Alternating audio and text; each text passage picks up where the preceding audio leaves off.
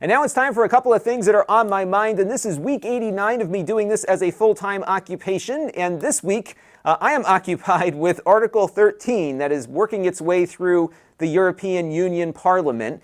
Now, of course, we just got done with the GDPR, which was Europe's privacy regulations, and as we saw with all the notifications and emails you were getting, even outside the EU, that policy not only impacted what happens inside of Europe, but it happens to impact the rest of the world as well, because Europe is a pretty large economic bloc here, and when they make a regulation, it's often something that everyone has to apply globally, and that's my big concern with Article 13.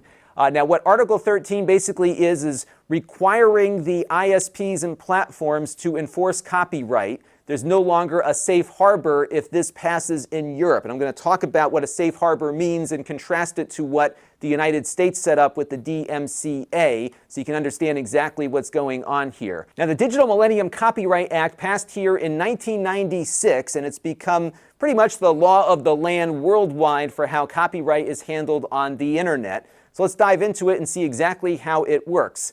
So the first important component of the DMCA is that it provides a safe harbor for platforms and ISPs, which means that on the surface, YouTube and the ISP that I'm using to upload to YouTube are held harmless for my actions. I am responsible for uploading infringing content, and ultimately I'm the one that has to be responsible for it. And that's probably the biggest part of the DMCA, is that it allowed these platforms to grow and be relatively shielded from legal action from rights holders, because if this didn't exist, we would have Article 13, which I'll talk about in a second. And this really is why YouTube and Facebook and all these other platforms exist, because they are held harmless for what their users do. And this is really the key to all of the DMCA. Now, the DMCA has a process that you follow should you have an infringement on your platform. So if I am a rights holder, I can issue a takedown notice to YouTube, and then YouTube is obligated at that point to act on that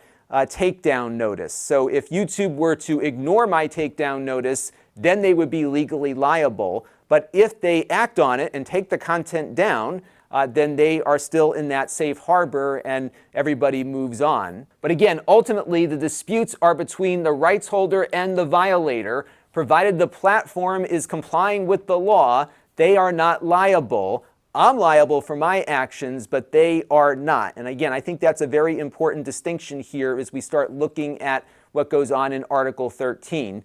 Now, I should mention also that the violators also have rights. So I could contest that DMCA takedown.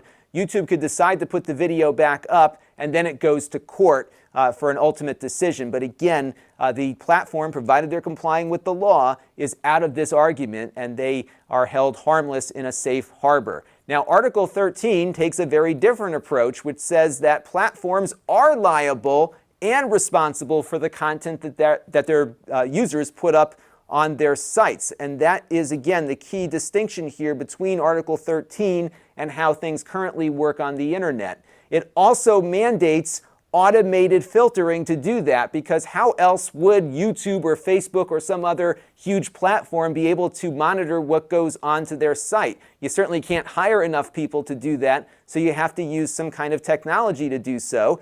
We all know about Content ID here on YouTube. Now, if you don't know what Content ID is, it's YouTube's massive copyright database. It was created in response to lawsuits, namely a big one that they were under from Viacom, which is a major media conglomerate. They said, look, YouTube, you might have a safe harbor here, but you are negligent in allowing all this stuff to get uploaded in the first place. We're not being given the opportunity to issue these DMCA takedowns because you're allowing so much content up, we can't keep up with all of it. And as a result, YouTube created a database that allows rights holders like Viacom and even smaller content creators to put their video into this database, put their audio into this database, put their visual works into this database, and anytime somebody uploads a video that has any element that has been described as a copyrighted work, YouTube will take that video and put it in front of the rights holder and give them some options to deal with it. Now, this operates outside the DMCA. This is under YouTube's terms of service. So a rights holder can decide to block the video outright. They can monetize the video, in other words, take money from the creator that uploaded it and allow the video to remain. Or they can do something called monitor, which means that it just shows up in your analytics and you can keep an eye on it and decide what to do about it later. Once something's identified, you can change your decision as to what to do with that video at any time. So if you initially decided to monitor the video, you could later decide to monetize it if you wanted to. YouTube does have a means of appealing this. So if you feel like you've been misidentified or something, you can file an appeal. That appeal doesn't go to YouTube, it goes to the original rights holder, and they can decide whether or not to release the claim on the uploaded content. If they say, nope, we're not releasing it, then you go to the DMCA. They can issue a takedown, have that video removed, and if you want to dispute it, you can take them to court. That's the process. So the DMCA here really doesn't kick in until you've gone through all of the terms of service that YouTube has on their platform, which protects them legally to some degree and gives rights holders some flexibility as to what to do with the content. The good news for content makers is that if you're really not looking to monetize something but want to use a copyrighted song in your video, for example, YouTube's terms of service have provided a means in which your content can get out there with copyrighted material. Somebody might take the money and use it for their own purposes or whatever if they own the rights to the song you're using, but nonetheless, you're not going to have a DMCA takedown happen to you all the time because of what YouTube put together here.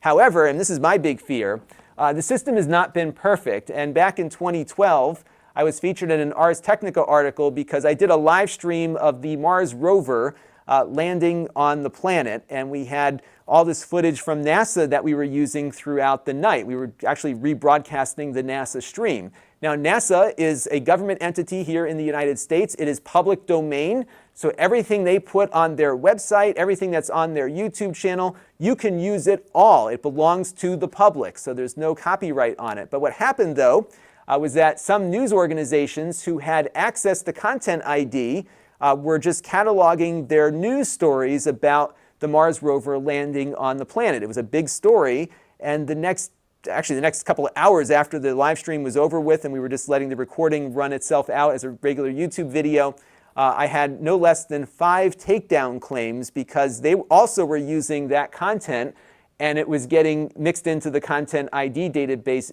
inappropriately, in my opinion. Thankfully, all of them released their claims on it, but some of them took a couple of days, and one waited the entire 30 days, which means that for a news story here, all the value of that video was gone by the time all these rights holders finally released their claims on the video.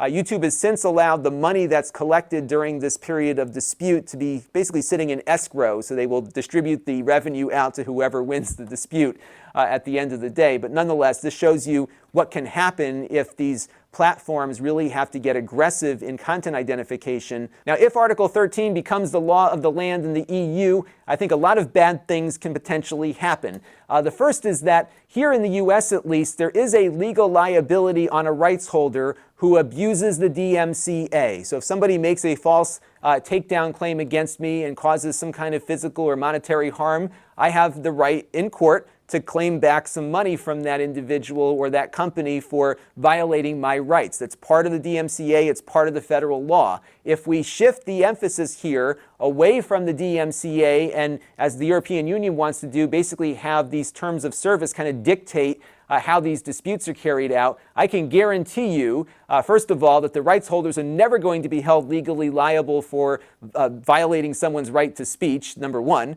But number two, we will never have the ability to claim damages back if somebody does abuse that power. And I think this is one of the biggest issues that I've got with this. There's just no due process for the smaller creators here in asserting whatever fair use they might have, mainly because the content's going to get blocked before it even gets uploaded. That's a big problem.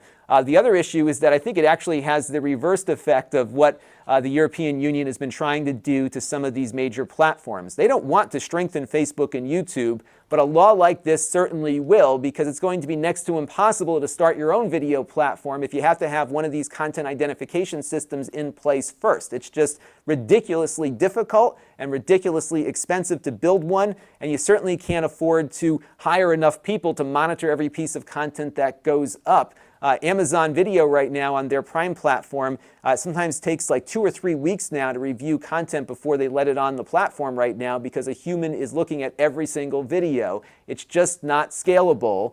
And I think if you were to try to create your own platform, you're going to have a hard time doing it. It also hurts smaller websites too. If you just wanted to put a website up and start talking about news items that might involve somebody's news report or a snippet of it, you could see yourself getting sued for a lot of money from a rights holder, or have your speech taken off the internet because somebody's picture was used in your commentary. Now, here in the US, you have some protections, but again, if the EU employs this might impact how all these platforms work worldwide, because it's hard sometimes to separate where their users are located when they're consuming this stuff. But of course, ultimately, what's behind all of this is corporate interest and the gatekeepers' attempt to regain control of media once again. Don't forget that Facebook and YouTube and Google and all these other platforms have really been taking audience away from traditional media, and with that audience goes the revenue. And big media companies see this as a threat, so they're going to be working the levers of government as best they can to make things more difficult. We had SOPA and PIPA here in the US that thankfully failed, but it looks like they're making some progress in Europe by trying to get everybody terrified of all of these internet platforms again. And if you can limit how this stuff gets uploaded to the internet, perhaps the gatekeepers can once again decide what we all want to watch and consume. And I don't think that is good for progressing forward here. And certainly the way these platforms have developed is that it's given people like me the opportunity to earn a living expressing ourselves. It's not hard to get started. I think more people now than ever before in the history of the world are able to earn a living doing what I'm doing, and I think that is a wonderful thing. And to go back to a time where a few people pick and choose who gets to get up in front of the camera is not going to be good for anybody moving forward. And it's certainly no secret that the record industry is very much behind Article 13 because they see it as a means of, again, getting control back over what they feel they are losing. And they can't do it through the market, so they're going to do it through the government. And that is what's happening here in Europe right now, and it will impact everybody. The Electronic Frontier Foundation has a great article here where you can learn more about what this law might do and how you might be able to fight it. If you are living within the European Union, please let your elected officials know about this and how you feel, and maybe let them know that when it comes time to vote for them again, that's going to be the primary decision point you're going to make in choosing who represents you. We still have some democracy going on in this world, and you have the opportunity to exercise that through your vote. I certainly keep my elected officials updated as to how I feel about this stuff, and it's important for you to do the same as well. Definitely check out that article. You get a much better idea as to exactly what's going on in Europe, but this thing is moving, and I'm really concerned about it. This channel is brought to you by the Lon.TV supporters, including gold level supporters Chris Allegretta, the Four Guys with Quarters podcast, Tom Albrecht, Too Much Sauce, Gerard Newberg, and Kalyan Kumar. If you want to help the channel, you can by contributing as little as $1 a month.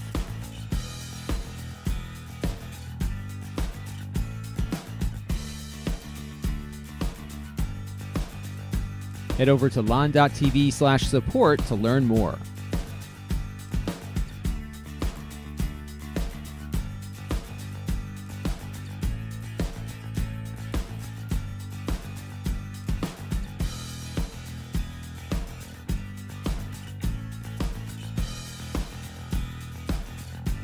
And don't forget to subscribe.